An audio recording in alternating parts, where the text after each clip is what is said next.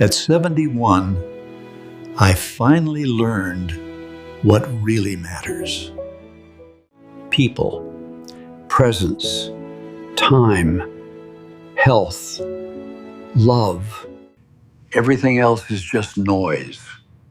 I wish I'd known this at 25. My name is Robert Chen.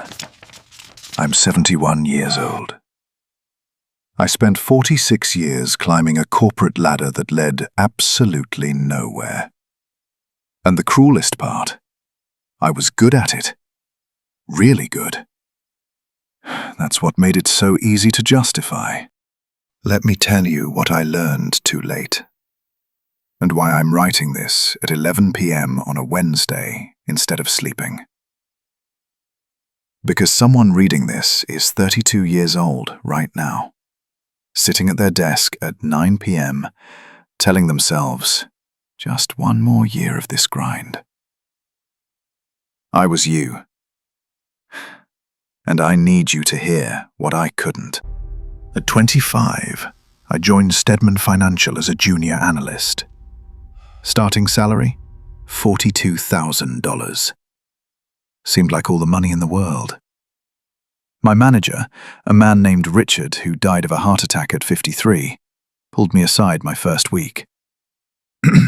"Robert," he said, "the difference between the guys who make it and the guys who don't is simple. The guys who make it are here when the executives arrive and still here when they leave. Every single day." I took that advice like gospel. For the next 23 years, I averaged 75-hour work weeks, 80 during quarter end, 90 during acquisitions. I missed my daughter Emma's first steps because I was in a conference room arguing about depreciation schedules. I missed my son Michael's Little League Championship because I was on a flight to present to the board. But I got promoted, and promoted again, and again. By 35, I was a director making $180,000. By 42, senior VP at $340,000 plus bonuses. By 48, I broke the $500,000 mark. My wife Sarah and I bought a 4,800 square foot house in the suburbs. I drove a Mercedes S-Class. We took exactly 3 vacations in 18 years, and I worked through 2 of them. I thought I was winning. Here's what I actually won. A front row seat to my own life passing by while I watched from behind a laptop screen.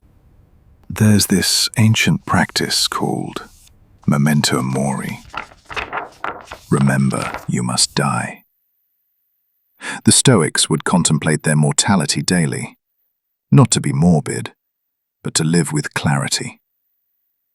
Marcus Aurelius, one of the most powerful men in history, wrote in his private journal, "You could leave life right now.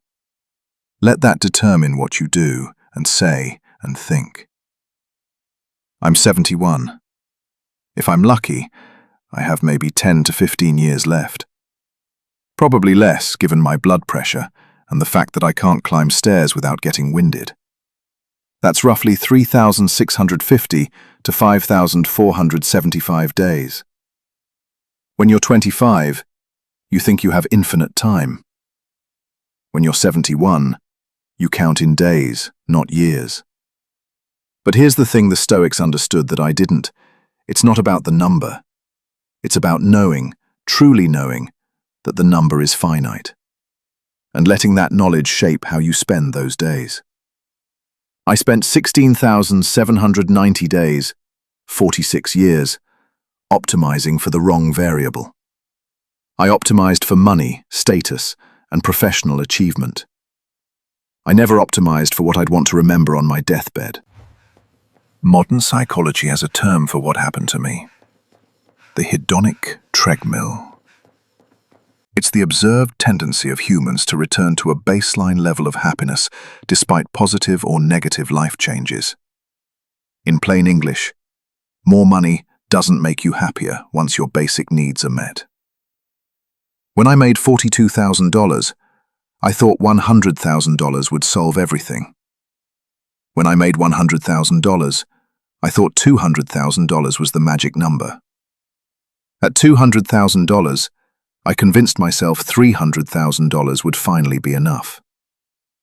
At $340,000, I barely felt different than I did at $180,000.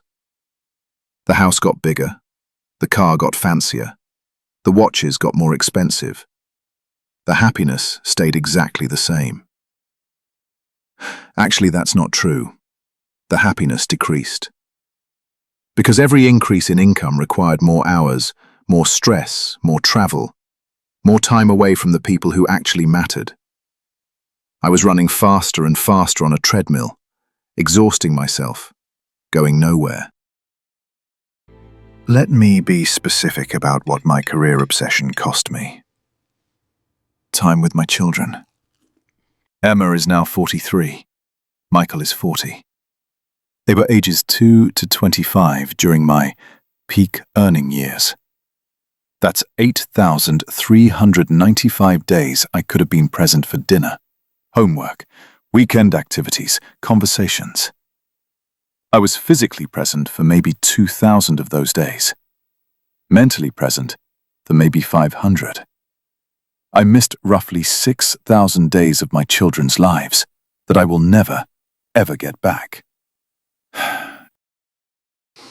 My marriage.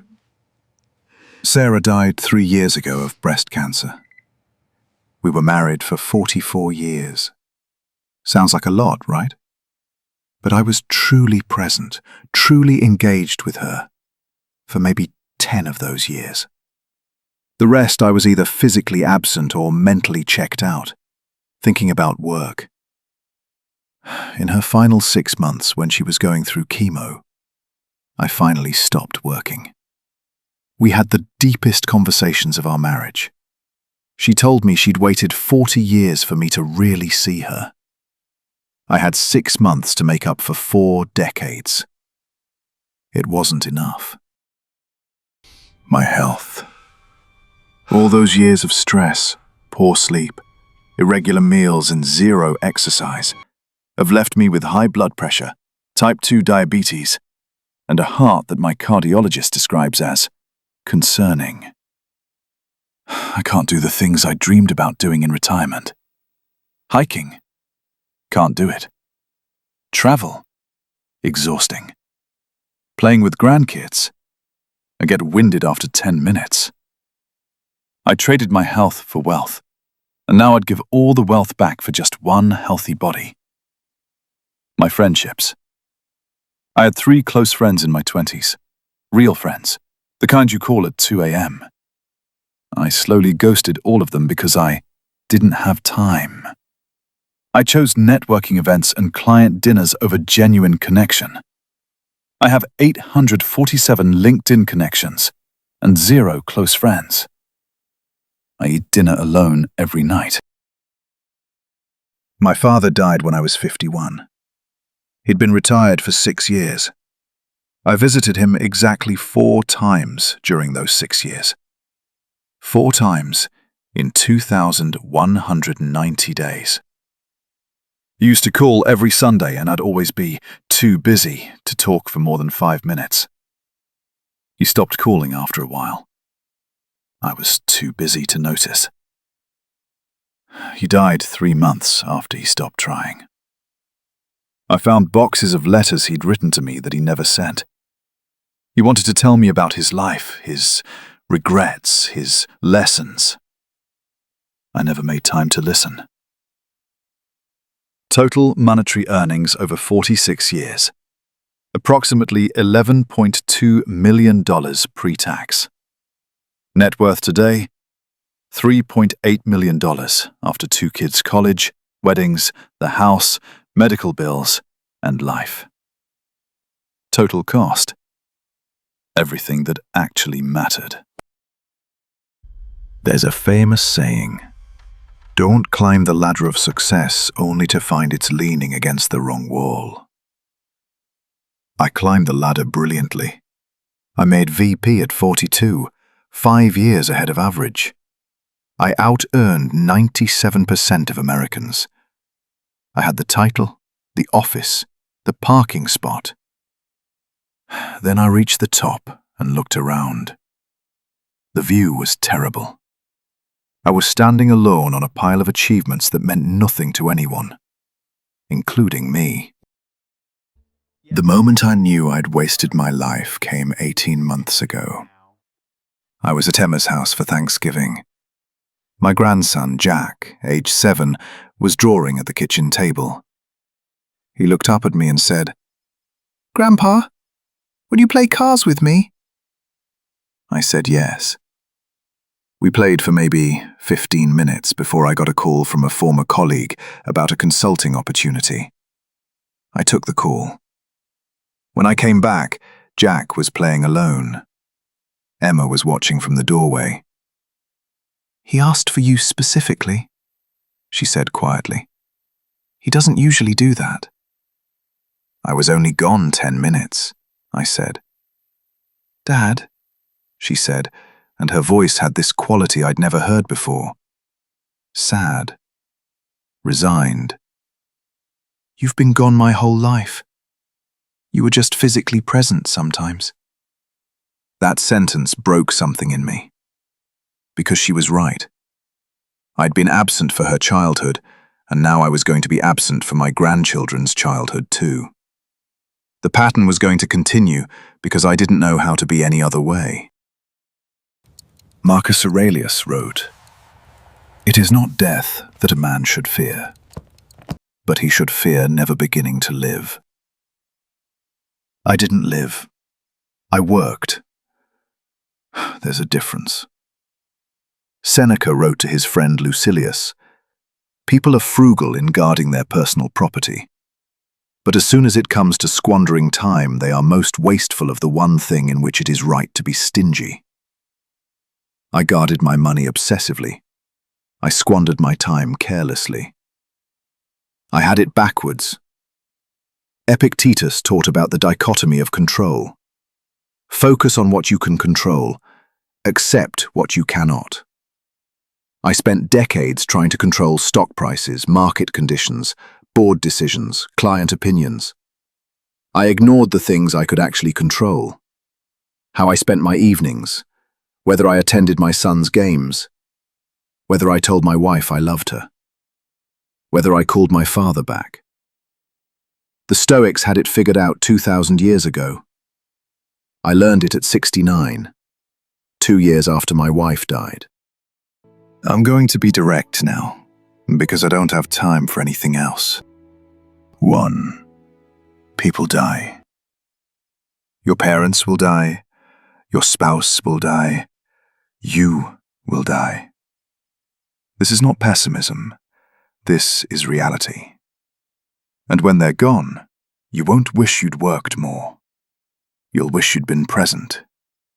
Every dinner you skip, every phone call you decline, every weekend you work, that's time you'll never get back with people who won't be here forever. 2. Your children will grow up whether you're there or not. They will learn to ride bikes, have their first heartbreak, make their big decisions, become adults. You get to choose if you're present for it, or if you hear about it secondhand. There is no reset button. My daughter's childhood is over. I can't redo it. This haunts me every single day. 3. Health is non-negotiable. You can't enjoy wealth without health. I have $3.8 million I can't use because I'm too tired, too sick, too broken to do the things I imagined doing. Your body keeps score. Every all-nighter, every skipped meal, every stress-filled year accumulates. The bill comes due eventually, and it's always more expensive than you thought. 4. Achievements fade absurdly fast. That promotion you're killing yourself for? Nobody will remember it in 5 years, including you. I have a box of performance reviews in my garage. 46 years of exceeds expectations and outstanding performer. I haven't opened that box in 8 years. What's the point? Those achievements belong to a person I don't recognize anymore. A person who had his priorities completely wrong. 5. Regret is worse than fear. I was afraid to set boundaries at work, afraid to say no, afraid to risk my career trajectory, afraid to disappoint my bosses. I let fear drive every decision. Now I have regret instead, and regret is so much heavier than fear ever was.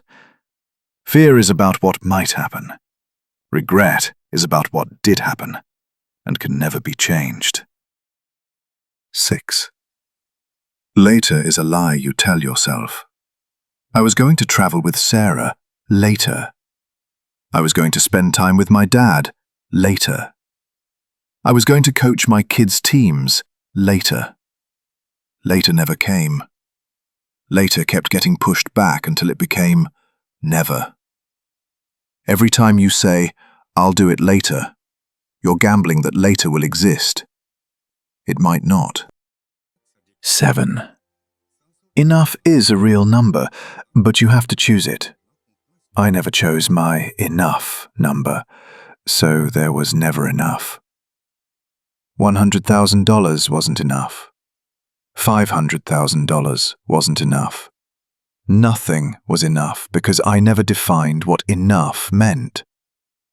If I could go back, I'd have stopped at $150,000 and focused everything else on life. That was more than enough for a good life. Everything beyond that was just numbers in an account that bought nothing meaningful. I volunteer at a youth center 3 days a week. I help teenagers with homework and college applications. It doesn't pay anything. It's the most meaningful work I've ever done. I call Emma and Michael every Sunday. Sometimes we talk for 2 hours, sometimes for 10 minutes. But I call every week, without fail. I'm trying to build the relationship I should have built 40 years ago. I write letters to my grandchildren. Real letters, handwritten, telling them things I've learned. Things I wish someone had told me. I'll never know if they read them, but I write them anyway. It's the only legacy that matters.